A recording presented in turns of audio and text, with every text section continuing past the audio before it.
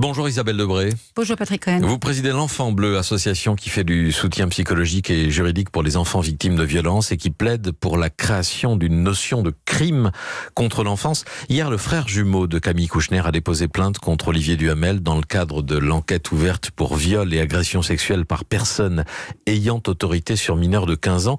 Que peut faire la justice de cette enquête et de cette plainte 30 ans après ? Écoutez, c'est pas le problème de 30 ans après. Ça fait effectivement des années que l'Enfant Bleu demande justement cette nouvelle notion juridique de crime contre l'enfance. Ça date d'il y a à peu près déjà presque une vingtaine d'années que nous demandons ça, de façon à ce que la loi s'adapte à ce genre de crime, à ce genre d'agression. Nous le savons, l'amnésie traumatique fait que très souvent, les victimes portent plainte très longtemps après. Alors soit c'est par amnésie traumatique, soit c'est par le silence et la peur de casser une famille. Mais aujourd'hui, ça n'est plus possible de rester silencieux. Ça n'est plus possible. Et c'est vrai que le livre de Camille Kouchner met en lumière beaucoup de choses. Vous l'avez vu encore ce matin, il y a un député qui vient de dire que lui aussi avait été victime de maltraitance. Bruno Castel. Voilà. Et donc, aujourd'hui, la parole se libère. Je tiens d'ailleurs beaucoup à remercier la presse et les médias qui nous ont beaucoup aidés. Ça fait maintenant presque 30 ans que je suis militante bénévole, bien sûr, au sein de l'association L'Enfant Bleu. Je ne suis présidente que depuis 2 ans et demi.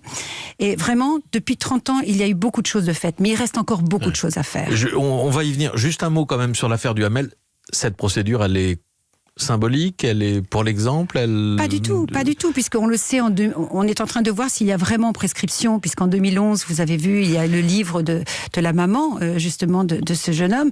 Donc on va voir, et puis peut-être aussi, il y a d'autres victimes pour qui ce ne serait pas prescrit. Donc une enquête est nécessaire. Une enquête, de toute manière, est toujours nécessaire. À partir du moment où une victime s'exprime, il faut qu'il y ait enquête. Vous savez, le problème, c'est justement de parler. À partir du moment où une victime parle, on ne peut pas lui dire, écoutez, non, il n'y a rien à faire.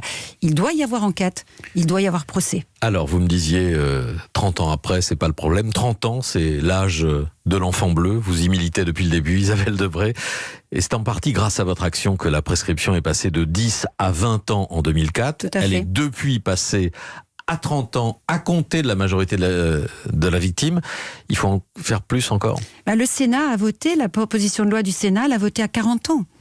Donc voilà, c'est vrai qu'on va me dire, mais c'est difficile de trouver des preuves. Mais encore une fois, je vous dis que lorsqu'une victime parle, on ne peut pas lui dire, tout est prescrit. Non, on ne peut rien faire. Il faut qu'il y ait enquête, il faut qu'il y ait procès. Il faut avant tout que la victime s'accepte comme victime.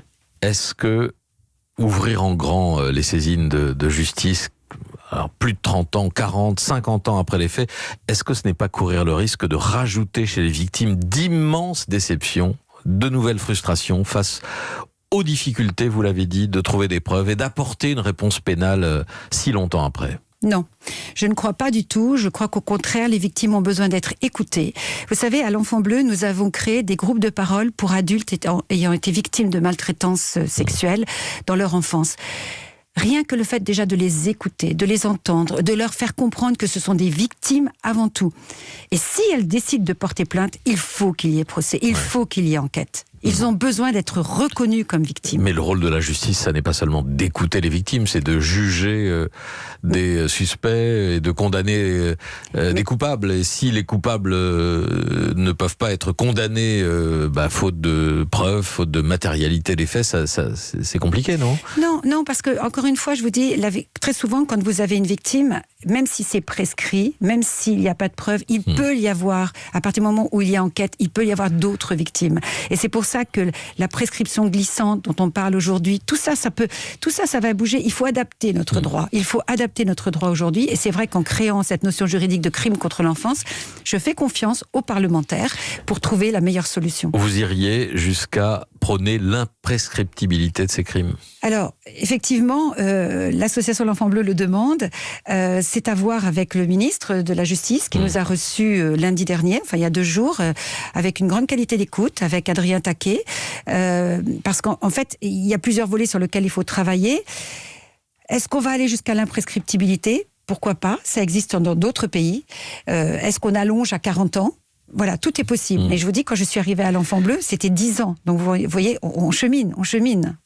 L'imprescriptibilité réservée aux crimes contre l'humanité, dont les promoteurs ont souhaité un statut à part. Vous voyez bien le débat que ça pourrait susciter dans la société, dans le monde judiciaire et politique. Tout à fait, j'ai entendu ça, mais ce n'est pas le cas dans d'autres pays. Donc la loi peut évoluer, le droit peut évoluer.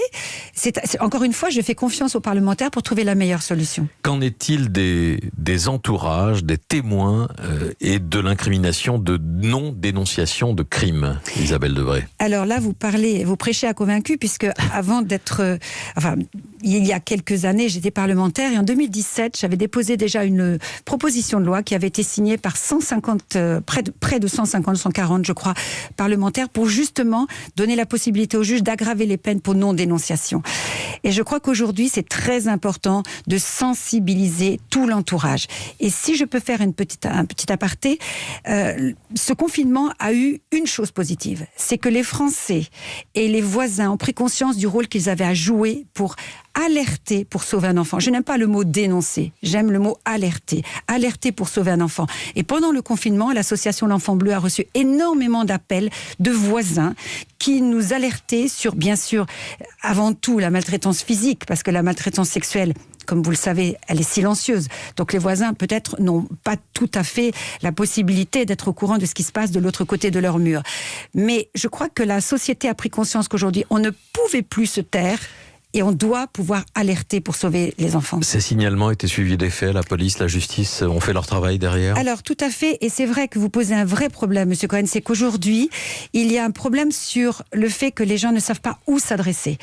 Alors, c'est ce que je leur dis. Quand ils sont témoins ou quand ils ont un doute, qu'ils appellent. S'ils ne veulent pas appeler la police, s'ils ne veulent pas appeler une autorité, je dirais, comme la police ou la justice, qu'ils appellent une association de protection de l'enfance qui les guidera et qui les aidera éventuellement à déposer ce qu'on appelle une information préoccupante. Parce que souvent, les Français ne savent pas comment s'y prendre.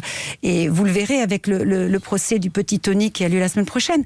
Il y a un voisin, effectivement, qui a essayé de tout faire et il ne savait pas où s'adresser. Et aujourd'hui, il faut pouvoir aider ces personnes et puis surtout sensibiliser. Et c'est pour ça que les médias sont très importants. Éric Dupond-Moretti vous a confirmé que la loi serait changée d'une manière ou d'une autre, que le chantier sera lancé. Oui, tout à fait. Aussi bien le garde des Sceaux qu'Adrien Taquet, qui travaillent ensemble, nous ont affirmé qu'ils travaillaient, que c'était une demande du président de la République, de travailler sur l'amélioration du droit, l'évolution du droit, pour protéger un maximum toutes les petites victimes.